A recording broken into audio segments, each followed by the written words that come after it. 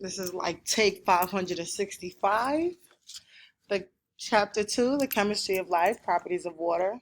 This is derived from our unit 1, lesson 6. So initially we started off with a pre-assessment assessing and just targeting IEP students in the sense of not even just students that like have IEPs, but like you have your strong students, you have, your in-between students, and then you have like your low students.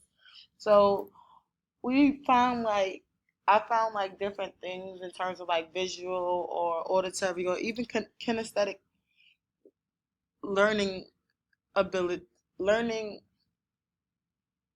learning guides for these different students.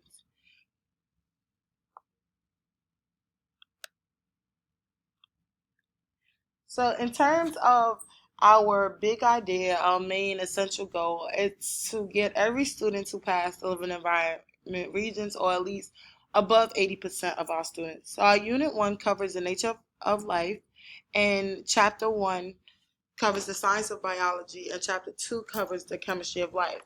So what we were looking for in this specific chapter is pre-assess students to have a pre-assessment or just the prerequisites of just like some atomic particles in a sense so they can understand the properties of water and understand why we deal and even look at atoms and how they are constructed, and also chemical bonds. So with us understanding what chemical bonds are, we can either understand or even just evaluate for just water, the properties of water, to really know if it's like ionic bonding or even covalent bonding. And also, they should have the prior knowledge of the previous chapter, the nature of matter. So we want all our students to understand that these essential components are like the building blocks for them to get to their end goal. Their end goal being that they're passing the regents. We want students to feel encouraged and even just motivated to even get there. So instead of like skipping steps, we scaffold as educators, we scaffold and we try to tell our lesson and even correlate our lesson to be aligned, period. So in terms of standards, I included the Living Environment Core Standards, the NYS standards, and also the Common Core, and as well as the Next Generation standards. So in terms of Common Core, I did put a writing standard down there on the bottom highlighted. And it's basically helps us to draw evidence from informational text to support analysis, reflection, and even research. So we want our students to draw correlations between these two. We want our students to be able to analyze a text and understand how science works, what science does, what science is, why do we need science, why is science even relevant. So initially I would start off my class and I would tell all my students to grab an iPad from the iPad station and just look up what are the specific fields in biology. Like, can we envision ourselves working in these fields? And even like, it's not just to think about fields in biology, it's to think about fields in science. It's to aid in understanding that it's not just science, it's not just biology, it's further, it's chemistry, it's physics, it's environmental science, it's earth science, it's geology, like just different aspects and different things or different compartments, different departments of science. And we want students to think like this. We want students to understand why we do study science, what's around them, how does this chair or um how does the classroom incorporate science into their lives, even with them having an iPad in their hand? How did that iPad get there? Their cell phones. Kids are like phone savvy. Kids love electronics. How did electronics even get into play into our lives? So for us to even understand these major components, we have to store the essentials in each and every child. So with them having the essentials, they should be able to build and grow and even just gain the academic scientific knowledge to understand what we do, why we do it, and how we do it. So this is just a way to get students to be engrossed in those specific things. So I went ahead and gave them two different learning objectives, and one was to identify the major properties of water, and the other one was to compare basic and acidic solutions. So that's mainly our focus question: what are acidic solutions, what are basic solutions? I want students to be able to differentiate the two. I want them to know why a base is a base and why an acid is an acid, or why even something is just neutral. And this is how water plays into this lesson, because even when it comes down to the standards, we want our the next generation standard tells us about life and the essential cells and just the basic unit. And we want students to keep that alignment and to even be able to go about solving bigger and better concepts. So I will go about giving terms and definitions in the sense of cohesion, adhesion, mixture, solution. And these, I would dictate these to these students just because I want them to understand and listen to what I'm telling them. So this is more or less, I guess, for the auditory learners in the sense of like dictating oral words, adding music and stuff like that. I will want them to have these basic definitions to understand what we're doing, how we're doing it. So next, I will show a video of the properties of water and mixtures and solution song. These two videos are more or less focused for auditory learners as well, and also visual learners, in the sense of they're able to see things, they're able to picture and embody and envision these specific aspects. And it's not just, it's yielding to something scientific, and it's also yielding to something fun. Like, science is not always the best thing and the best aspect to teach, but students, they're always willing to learn. Learning is something active. Like, for them to actively learn, you have to be able to incorporate what they know into what we learn in the classroom. So this, hence the reason for using two different methods of videos.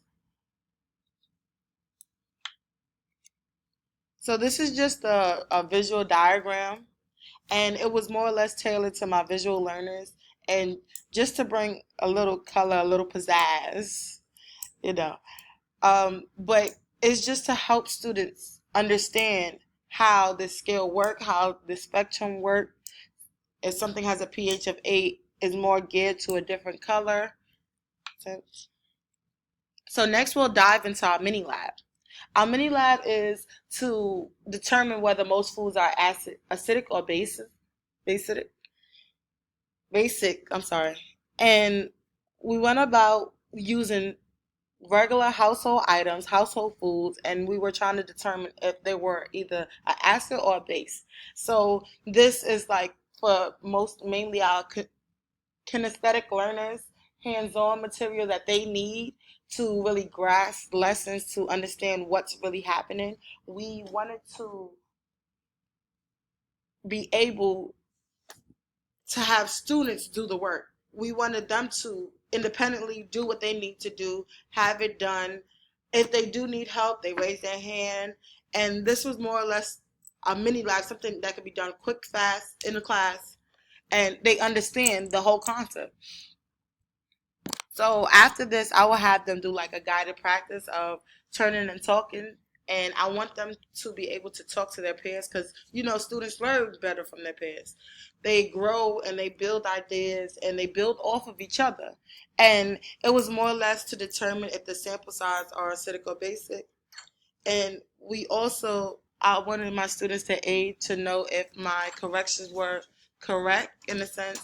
And I wanted my students to compare and contrast their answers, and basically I wanted them to have a brief explanation of what an acid and a base is. So the mini lab should be able to dictate what an acid and a base is.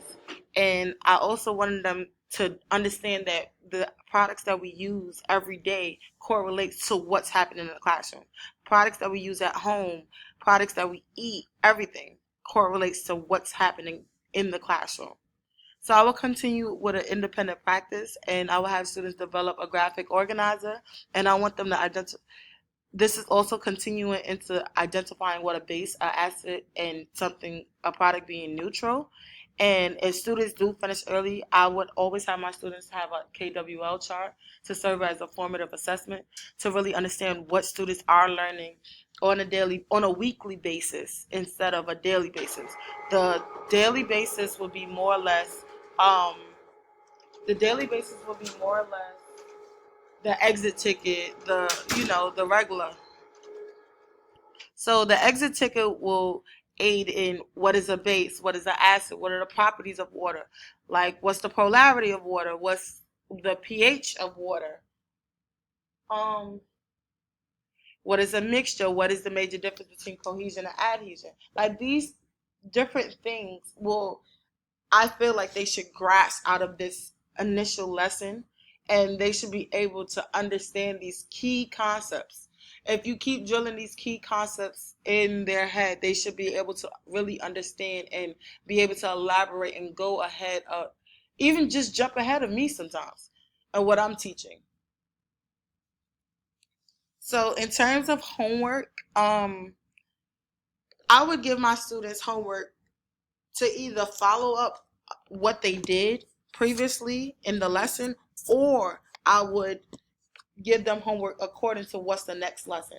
So in terms of this, um, in the, in terms of the homework that I gave them for after this lesson was the chemistry of carbon. So our next lesson is going to be about the chemistry of carbon, but I want them to go home and research about carbon.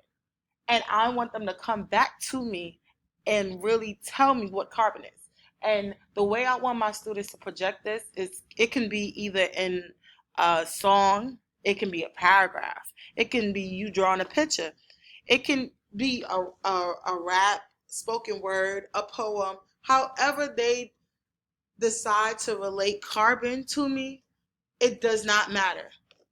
I just want them to know, I just want them to understand and even get the concepts of what carbon is. Why is carbon important? What does it have to do with essential life?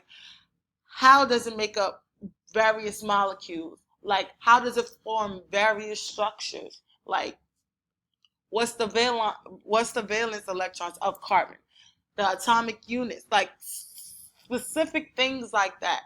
And with them just doing these ideal principles and the variety that I did give them, it helps them and even aids them in going forward, pulling out more information, digging deeper. So my next lesson, my further steps will be the chemistry of carbon, and I will start on that lesson tomorrow.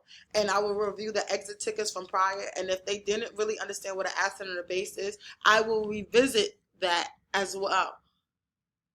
So I mean, the problems that I do think that I'm gonna encounter is it might be just a little bit confusing in terms of what carbon is, what an acid is, what a base is, why does adhesion differ from cohesion, even stuff like that, like and I will also think like maybe they won't get the initial concepts. Maybe I can reevaluate myself. Maybe I can reevaluate the way I'm teaching. Maybe I can use flashcards next time. Like these specific things, and it aids in growth in the classroom. It aids in us as teachers developing and just even becoming first year educators. It helps us form and encourage our classroom culture. Thank you.